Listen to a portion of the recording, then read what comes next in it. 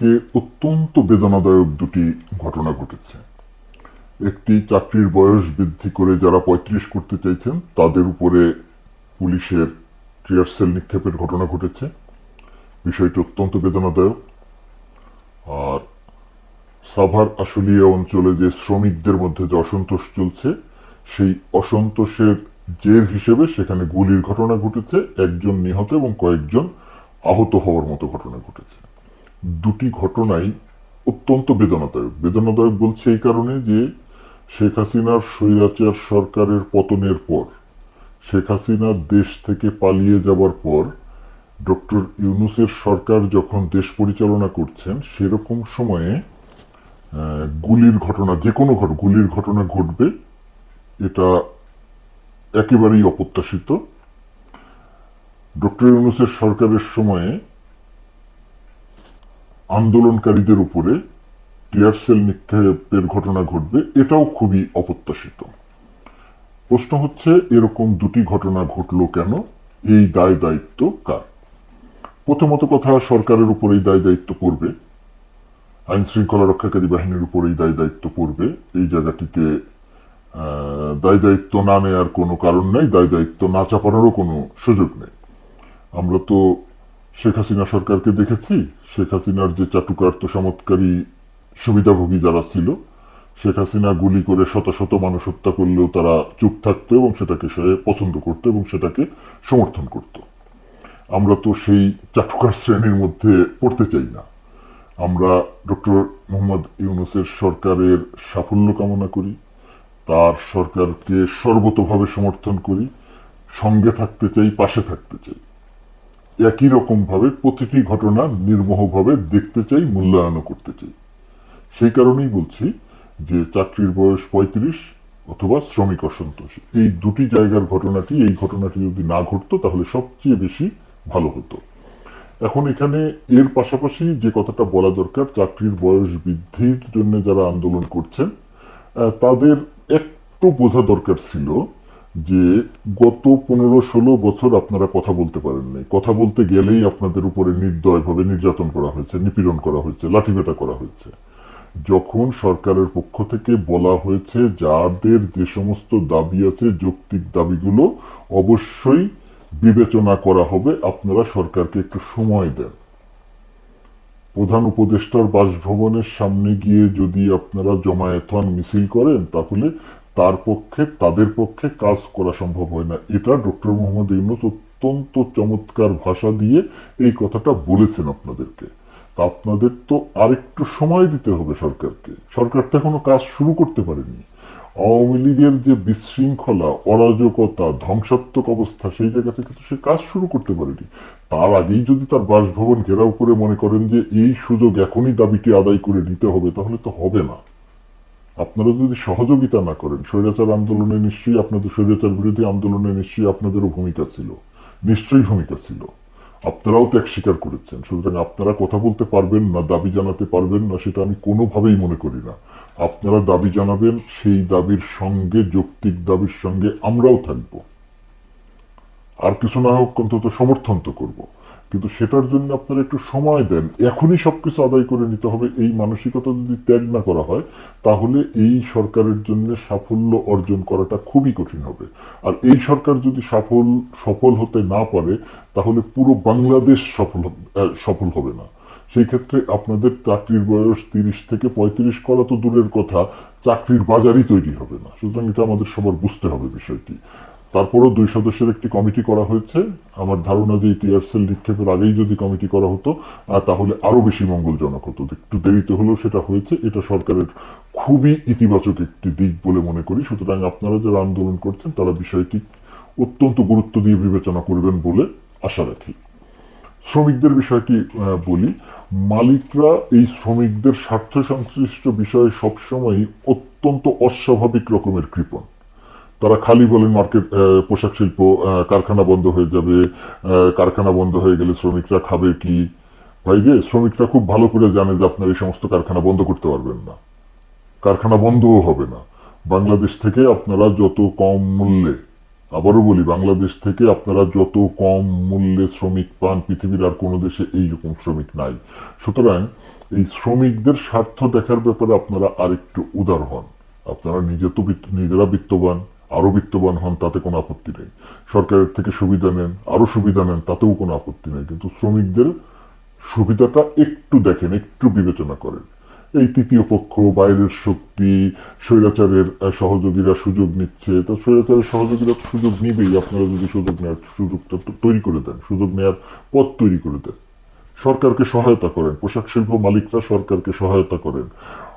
পূর্বের সরকার শিল্প পুলিশ তৈরি করেছিল শ্রমিকদের নিপীড়নের জন্য।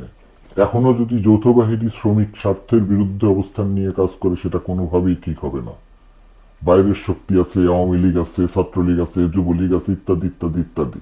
সেটাই চাকরির বয়স বৃদ্ধি যে আন্দোলন যারা করছেন সেখানেও সেটা আছে, নিশ্চয়ই আছে। কিন্তু আমি সেই ওই অহেতুক দায় চাপাতে চাই না, অহেতুক বা যৌক্তিক দায়ও চাপাতে চাই না। আমি যা যৌক্তিক হলে সেটা বিবেচনা করতে বলি। শ্রমিকদের বিষয়টিও সেইভাবে বিবেচনা করেন। আর শ্রমিকদের আরেকটা জিনিস বোঝা দরকার, আপনারা যারা আন্দোলন করছেন, আন্দোলন করেন, কিন্তু আপনারা ধ্বংসাত্মক অবস্থায় যাচ্ছেন কেন? বন্ধ করে দেবেন কেন? ক্ষমতায় তো স্বৈরাচার না, ক্ষমতায় তো ডক্টর ইউনূসের একটা মানবিক সরকার। একটু সময় দেন, রয়ে সয়ে আন্দোলন করেন, যৌক্তিকভাবে দাবিটা উপস্থাপন করেন। নিশ্চয়ই এগুলো বিবেচনা করা হবে। আর সরকারের দায়িত্ব মালিকদের উপরে চাপ প্রয়োগ করা। এখনই তার শ্রমিকদের যে স্বার্থটা দেখা যায়, শ্রমিকদের যা যা বৃদ্ধি করা যায় মজুরিগত জায়গাতে, সেইটা বৃদ্ধি করা দরকার। দৈনন্দিন ভাতা থেকে শুরু করে সবকিছু। শুধু শিল্প পুলিশ দিয়ে, যৌথ বাহিনী দিয়ে লাঠিপেটা করে, গুলি করে শ্রমিকদেরকে আরো অশান্ত করে তুলবেন না। এই জায়গাটিতে সরকারের আরো বিচক্ষণতার পরিচয় দেওয়ার সুযোগ আছে বলে আমরা মনে করি।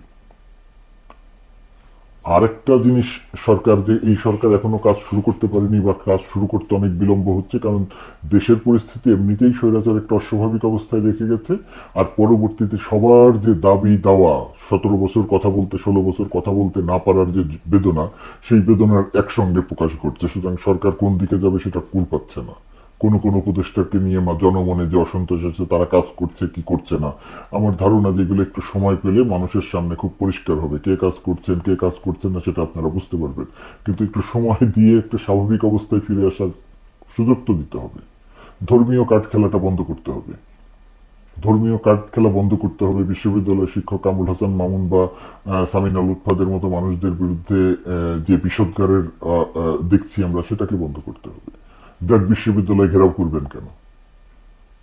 বহু মত পথের মানুষ থাকবে এই বাংলাদেশে, এটাই স্বাভাবিক। এটা আপনাদেরকে মানতে হবে। মানতে হবে যে আপনারাই বাংলাদেশ না। ভোটের হিসাবে, সমর্থনের হিসাবে আপনারা মোটেই কোনো উল্লেখযোগ্য সংখ্যা নয়। সুতরাং তারপরেও আপনাদের মতামত খুব গুরুত্বপূর্ণ। আপনাদের মতামতকে আমি সমর্থন করি। আপনার সমর্থন বলছি, ভুল বলছি, আপনাদের মতামতকে আমি শ্রদ্ধা করি। কিন্তু আপনাদের মতামতই তো একমাত্র গ্রহণযোগ্য নয়, আরো অনেকের মতামত এখানে আছে। ব্র্যাক বিশ্ববিদ্যালয় এই আন্দোলনে, গণ অভ্যুত্থানে ব্র্যাক বিশ্ববিদ্যালয়ের ভূমিকা কি একবার মূল্যায়ন করে দেখেন। যখন ঢাকা পাবলিক বিশ্ববিদ্যালয়ের শিক্ষার্থীদেরকে লাঠিপেটা, টিয়ার সেল, সাউন্ড গ্রেনেড, গুলি করে ছত্রভঙ্গ করে দেয়া হচ্ছে, সেই সময় যদি ব্র্যাক বিশ্ববিদ্যালয় সহ ওই অঞ্চলের বেসরকারি বিশ্ববিদ্যালয়ের শিক্ষার্থীরা যদি রাস্তায় নেমে আন্দোলনে ঝাঁপিয়ে না পড়তো, তাহলে এই আন্দোলনটির রূপ কি হতো সেটা নিয়ে একটা প্রশ্ন থেকেই যায়। সুতরাং তাদের অবদানকে স্মরণ করতে হবে এই আন্দোলনে। পুলিশ ব্র্যাক বিশ্ববিদ্যালয়ের ভেতরে ঢুকেছিল, খেয়াল করে দেখেন। সেই পুলিশকে উদ্ধার করতে হয়েছিল হেলিকপ্টার দিয়ে, র্যাব সেনাবাহিনীর হেলিকপ্টার দিয়ে। তার মানে ব্র্যাক বিশ্ববিদ্যালয়ের শিক্ষার্থীরা আন্দোলনে কতটা জোরালো ভূমিকা রেখেছিল। এখন আপনারা বহু বিপ্লব করে ফেলতে চাইছেন। একে অমুসলিম ঘোষণা করতে চান, ওকে নাস্তিক ঘোষণা করতে চান। এই সমস্ত ধর্মীয় কার্ড খেলা বন্ধ করেন, আপনাদের শক্তি এত বেশি নয়। শেষ করি আরেকটা কথা বলে। গতকালকে যে কথা বলেছিলাম, আমার সেই লেখার নিচে অনেকেই বিরূপ মন্তব্য করেছেন। তার মধ্যে কেউ কেউ এসে বলছেন, আপনাকে বয়কট করলাম, অমুক করলাম, তমুক করলাম, আপনার কথা আর শুনবো না। ভাই, খুব পরিষ্কার করে বলি, আমি কথা বলি আমার বিবেক বোধ থেকে। লক্ষ লক্ষ লাইক, ভিউ পাওয়ার জন্য আমি সাবজেক্ট বাছাই করি না। লক্ষ লক্ষ মানুষ এসে আমার এখানে দেখবে, সেই অনুযায়ী আমি আমার বিষয় নির্বাচন করি না। আমার বিষয় নির্বাচন করি দেশ ও দেশের মানুষের স্বার্থ সংশ্লিষ্ট জায়গার থেকে। সুতরাং আপনারা এখানে এসে দেখেন, যারা দেখেন তাদের সবার প্রতি আমার গভীর শ্রদ্ধা। যারা মন্তব্য করেন তাদের সবার প্রতি আমার গভীর শ্রদ্ধা। যারা দেখেন না, যারা মন্তব্য করেন না, তাদের প্রতিও শ্রদ্ধা। কেউ যদি আমার কথা শুনতে না চান, সেটা আপনার অধিকার, অবশ্যই আপনার সেই অধিকার আছে। আমার এখানে কোনো জোর নেই। কিন্তু আমাকে হুমকি দিবেন না। আমি ছোট্ট মানুষ, যতটুকু আমার সামর্থ্য ততটুকু দিয়ে আজকে পর্যন্ত কোনোদিন কোনো বিষয়ের সঙ্গে আপোষ করিনি। স্বৈরাচারের 16 বছরের সময়কালে বাংলাদেশে অবস্থান করে প্রতিটি অন্যায়ের বিরুদ্ধে কথা বলেছি। আপনারা যখন কওমি জননী উপাধি দিয়েছেন তখনও আমরা সরকারের বিরুদ্ধে কথা বলেছি, আমি সরকারের বিরুদ্ধে কথা বলেছি। সুতরাং এখন যখন আপনারা একটা স্বাধীন অবস্থা পেয়েছেন, সেই স্বাধীন অবস্থা পেয়ে এসে আমাদেরকে হুমকি দেন, একবার বিবেচনা করে দেখবেন কি বলা উচিত আর কি বলছেন। ধন্যবাদ জানাই আপনাদের সবাইকে। একটা স্থিতিশীল অবস্থা তৈরিতে সবাই একটা ভূমিকা রাখেন। যদি সেটা না রাখা হয় তাহলে একটা বিপদ আসন্ন। সেই বিপদটি কার? বাংলাদেশের। আমি, আপনি কেউ সেই বিপদ থেকে মুক্ত নই। বিষয়টি শুধু বিবেচনা করবেন এখানে এসে মন্তব্য করার ক্ষেত্রে, বিরূপ মন্তব্য করার ক্ষেত্রে, বিষোদ্গার করার ক্ষেত্রে, হুমকি দেওয়ার ক্ষেত্রে। কি চাই আমরা? স্বৈরাচার মুক্ত বাংলাদেশে বর্তমান সরকারের সাফল্য চাই। বর্তমান সরকারের সাফল্য যদি চাই তাহলে একসঙ্গে থাকতে হবে।